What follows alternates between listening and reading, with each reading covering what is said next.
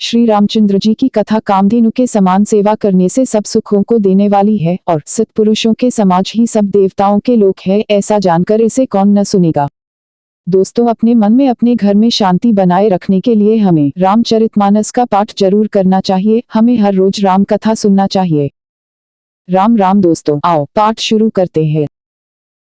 हे विधाता, जिनक की मूर्ता को शीघ्र हर लीजिए और हमारी ही ऐसी सुंदर बुद्धि उन्हें दीजिए कि जिससे बिना ही विचार किए राजा अपना प्रण छोड़कर सीता जी का विवाह राम जी से कर दें। जगु भल कहे ही भाव सब काहू, हट कीन्हे अंतहु और दाहू, एहिन लालसा मगन सब लोगू, बरु सावरो जानकी जोगू। संसार उन्हें भला कहेगा, क्योंकि यह बात सब किसी को अच्छी लगती है। हट करने से अंत में भी हृदय जलेगा। सब लोग इसी लालसा में मग्न हो रहे हैं कि जानकी जी के योग्य वर तो यह सावला ही है। तब बंदीजन जनक बोलाए, बिरदावली कहत चली आए, कह नृपु जाय कहहु पन मोरा, चले भाटिया हर्षु न थोरा। तब राजा जनक ने बंदीजनों भाटों को बुलाया। वे विरुदावली वंश की कीर्ति गाते हुए चले आए। राजा ने कहा, जाकर मेरा प्रण सबसे कहो। भाट चले, उनके हृदय में कम आनंद न था। बोले, बंदी बचन बर सुनहु सकल महिपाल, पन विदेह कर कहहिन हम भुजा उठाए बिसाल। भाटों ने श्रेष्ठ वचन कहा है, पृथ्वी की पालना करने वाले सब राजागण सुनिए, हम अपनी भुजा उठाकर जनक जी का विशाल प्रण कहते हैं। नृप भुज बलु बिधु सिवधनु राहु, गरुड़ कठोर बिदित सब काहू, रावणु बानु महाभट भारे, देखी सरसन गवहिन से धारे। राजाओं की भुजाओं का बल चंद्रमा है, शिव जी का धनुष राहु है, वह भारी है, कठोर है, यह सबको विदित है। बड़े भारी योद्धा रावण और बाणासुर भी इस धनुष को देखकर गौ से चुपके से चलते बने। उसे उठाना तो दूर रहा, छूने तक की हिम्मत न हुई। सोई पुरारी त्रिभुवन को दंडु कठोरा, राज समाज आजू जोई तोरा, जय समेत बैदेही, बिनहिन विचार बरी हठी तेही। उसी शिव जी के कठोर धनुष को आज इस राज समाज में जो भी तोड़ेगा, तीनों लोकों की विजय के साथ ही उसको जानकी जी बिना किसी विचार के हठपूर्वक वरण करेगी। सुनी पन सकल भूप अभिलाषे, भटमानी अतिस मन माखे, परिका बांधी उठे अकुलाई, चले इष्ट देवन सिरनाई। प्रण सुनकर सब राजा ललचा उठे। जो वीरता के अभिमानी थे वे मन में बहुत ही तमितमाए, कमर कसकर अकुलाकर उठे और अपने इष्ट देवों को सिर नवाकर चले। तमकी ताकी तकी सिवधनु धरही, उठी न कोटि भांति बलु करही, जिनके कछु बिचारू मन माही, चाप समीप महीप न जाही। वे तमिक कर बड़े ताव से शिव जी के धनुष की ओर देखते हैं और फिर निगाह जमा कर उसे पकड़ते हैं। करोड़ों भांति से जोर लगाते हैं, पर वह उठता ही नहीं। जिन राजाओं के मन में कुछ विवेक है वे धनुष के पास ही नहीं जाते। तमकी धरहिन धनु मूर नृप उठिर न चलहिन लजाई, मनहु पाई भट बाहुबलु अधिक अधिकु गरुआई। वे मूर्ख राजा तमिक कर किटकिटाकर धनुष को पकड़ते हैं, परंतु जब नहीं उठता तो लजाकर चले जाते हैं। मानो वीरों की भुजाओं का बल पाकर वह धनुष अधिक अधिक भारी होता जाता है। भूप सहस 10 कही 12, लगे उठावन टरीन टारा, जैन शंभु सरसनु कैसे, कामी बचन सती मनु जैसे। तब 10,000 राजा एक ही बार धनुष को उठाने लगे तो भी वह उनके टाले नहीं टलता। शिव जी का वह धनुष कैसे नहीं डिगता था, जैसे कामी पुरुष के वचनों से सती का मन कभी चलायमान नहीं होता। सब नृप भय जोगु उपहासी, जैसे बिनु बिराग सन्यासी, कीर्ति विजय वीरता भारी, चले चाप कर बरबस हारी। सब राजा उपहास के योग्य हो गए, जैसे वैराग्य के बिना सन्यासी उपहास के योग्य हो जाता है। कीर्ति विजय बड़ी वीरता इन सबको वे धनुष के हाथों बरबस हार कर चले गए। श्रीहत भय हारी हिया राजा, बैठे निज निज जाय समाजा, नृपन बिलोकी जिनको अकुलाने, बोले बचन रोष जनु साने। राजा लोग हृदय से हार कर श्रीहीन हतप्रभ हो गए और अपने अपने समाज में जा बैठे। राजाओं को असफल देखकर जनक अकुला उठे और ऐसे वचन बोले जो मानो क्रोध में सने हुए थे। दीप दीप के भूपति नाना, आए सुनी हम जो पनु ठाना, देव धनुष धरी मनुज शरीरा, विपुल भी राय रंधीरा। मैंने जो प्रण ठाना था उसे सुनकर द्वीप द्वीप के अनेकों राजा आए। देवता और दैत्य भी मनुष्य का शरीर धारण करके आए तथा और भी बहुत से रणधीर वीर आए।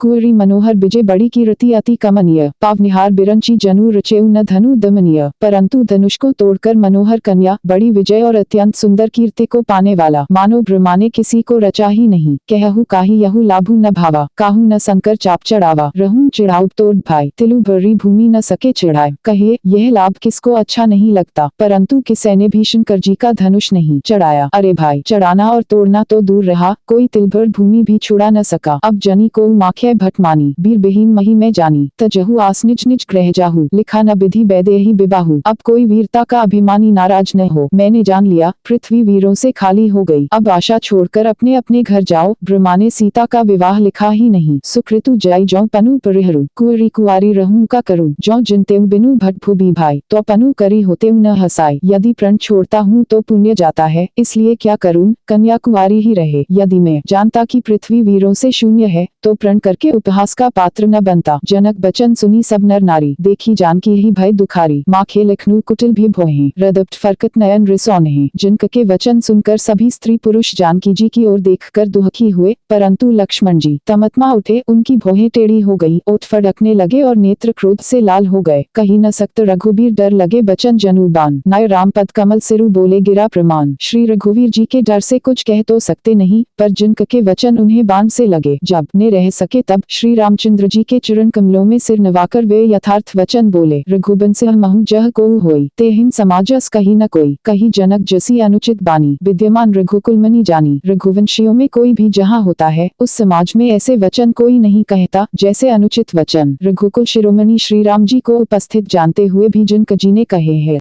सुनहु भानुकुल पंकज भानु, कहूँ सुभाव न कछु अभिमानु। जो तुम्हारी अनुशासन पावो, किंदु किव ब्रह्मांड उठावो। हे सूर्य कुल रूपी कमल के सूर्य, सुनिए मैं स्वभाव ही से कहता हूँ, कुछ अभिमान करके नहीं। यदि आपकी आज्ञा पाऊं तो मैं ब्रह्मांड को गेंद की तरह उठा लूं। काचे घट जेमी डारोन फोरी, सकू मेरु मूलक जेमी तोरी। तब प्रताप महिमा भगवाना, को बापुरो पिनाक पुराना। और उसे कच्चे घड़े की तरह फोड़ डालूं। मैं सुमेरु पर्वत को मूली की तरह तोड़ सकता हूँ। हे भगवान, आपके प्रताप की महिमा से यह बेचारा पुराना धनुष तो कौन चीज है। नाथ जानी असायसु हो, कौतुकु करौन बिलो किया सोल। कमल नाल जेमी चाप चिड़ावो, जो जन सत प्रमाण ले धावो। ऐसा जानकर हे नाथ, आज्ञा हो तो कुछ खेल करूं। उसे भी देखिए, धनुष को कमल की डंडी की तरह चढ़ाकर उसे 100 योजन तक दौड़ा लिए चला जाऊं। तो रौन छत्रक दंड जेमी तव प्रताप बलनाथ, जो न करौन प्रभु पद शपथ कर न धरौन धनु भात। हे नाथ, आपके प्रताप के बल से धनुष को कुकुरमुते बरसाती छत्ते की तरह तोड़ दूं। यदि ऐसा न करूं तो प्रभु के चरणों की शपथ है, फिर मैं धनुष और तर्कस को कभी हाथ में भी न लूंगा। लखन सकोप बचन जे बोले, दिगंगानी मही दिगगज डोले। सकल लोग सब भूप डेराने, सिय हिया हर्षु जिनको सकुचाने। ज्यों ही लक्ष्मण जी क्रोध भरे वचन बोले कि पृथ्वी डगमगा उठी और दिशाओं के हाथी कांप गए। सभी लोग और सब राजा डर गए। सीता जी के हृदय में हर्ष हुआ और जिनक जी सकुचा गए। गुर रघुपति सब मुनि मन माही, मुदित भय पुनि पुनि पुलकाही। सैनहीन रघुपति लखनऊ नेवारे, प्रेम समेत निकट बैठारे। गुरु विश्वामित्र जी, श्री रघुनाथ जी और सब मुनि मन में प्रसन्न हुए और बार बार पुलकित होने लगे। श्री रामचंद्र जी ने इशारे से लक्ष्मण को मना किया और प्रेम सहित अपने पास बैठा लिया। विश्वामित्र समय शुभ जानी, बोले अति स्नेहमय बानी। उठहु राम भंजहु भव चापा, मेटहु तात जनक परितापा। विश्वामित्र जी शुभ समय जानकर अत्यंत प्रेम भरी वाणी बोले, हे राम उठो, शिव जी का धनुष तोड़ो और हे तात जिनक का संताप मिटाओ।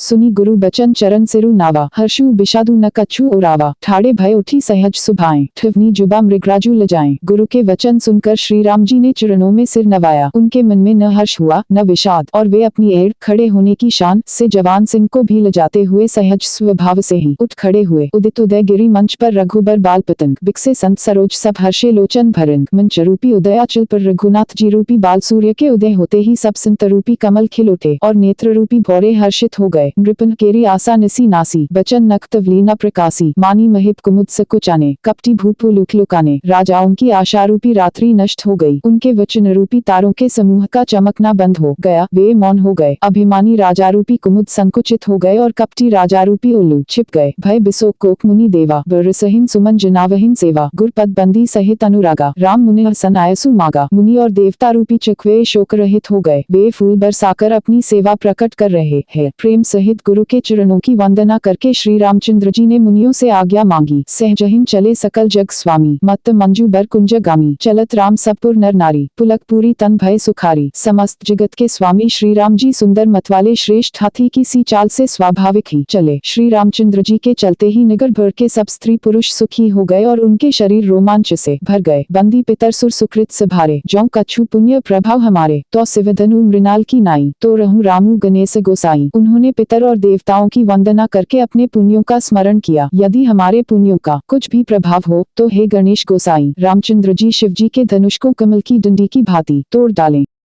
राम ही प्रेम समेत लखी सखे समीप बोलाए। सीता मातु स्नेह बस बचन कही बिलखाई। बुलाकर सीता जी की श्री रामचंद्र जी को वात्सल्य प्रेम के साथ देखकर और सखियों को समीप माता स्नेह वश विलख कर विलाप करती हूँ ये वचन बोली। सखी सब कौतुक देख निहारे, जेऊ कहावत हेतु हमारे को न बुझाए कही गुर पाही। ए बालक असी हट भली नाही। हे सखी, ये जो हमारे हेतु कहलाते हैं वे भी सब तमाशा देखने वाले हैं। कोई भी इनके गुरु विश्वामित्र जी को समझा कर नहीं कहता कि ये राम जी बालक हक है, इनके लिए ऐसा हठ अच्छा नहीं। जो धनुष रावण और बाण जैसे जगद्विजय वीरों के हिलाए न हिल सका, उसे तोड़ने के लिए मुनि विश्वामित्र जी का राम जी को आज्ञा देना और राम जी का उसे तोड़ने के लिए चल देना रानी को हठ जान पड़ा। इसलिए वे कहने लगी कि गुरु विश्वामित्र जी को कोई समझाता भी नहीं। रावण बाण छुआ नहीं चापा, हारे सकल भूप करी दापा, सो धनु राजकुंवर कर देहि, बाल मराल की मंदर लेहि। रावण और बाणासुर ने जिस धनुष को छुआ तक नहीं और सब राजा घमंड करके हार गए, वही धनुष इस सुकुमार राजकुमार के हाथ में दे रहे हैं। हंस के बच्चे भी कहीं मंदराचल पहाड़ उठा सकते हैं। भूप सयान पर सकल सिरानी, सखी विधि गति कछु जाति न जानी, बोली चतुर सखी मृदु बानी, तेजवंत लघु गणीय न रानी। और तो कोई समझा कर कहे या नहीं, राजा तो बड़े समझदार और ज्ञानी है, उन्हें तो गुरु को समझाने की चेष्टा करनी चाहिए थी, परंतु मालूम होता है राजा का भी सारा सयानापन समाप्त हो गया। हे सखी, विधाता की गति कुछ जानने में नहीं आती, यूं कहकर रानी चुप हो रही। तब एक चतुर राम जी के महत्व को जानने वाली सखी कोमल वाणी से बोली, हे रानी, तेजवान को देखने में छोटा होने पर भी छोटा नहीं गिनना चाहिए। कह कुंभज कह सिंधु अपारा, सो शेउ सुजसु सकल संसारा, रवि मंडल देखत लघु लागा, उदय तासु त्रिभुवन तम भागा। कहाँ घड़े से उत्पन्न होने वाले छोटे से मुनि अगस्त्य और कहाँ अपार समुद्र, किंतु उन्होंने उसे सोख लिया जिसका सुयश सारे संसार में छाया हुआ है। सूर्यमंडल देखने में छोटा लगता है, पर उसके उदय होते ही तीनों लोकों का अंधकार भाग जाता है।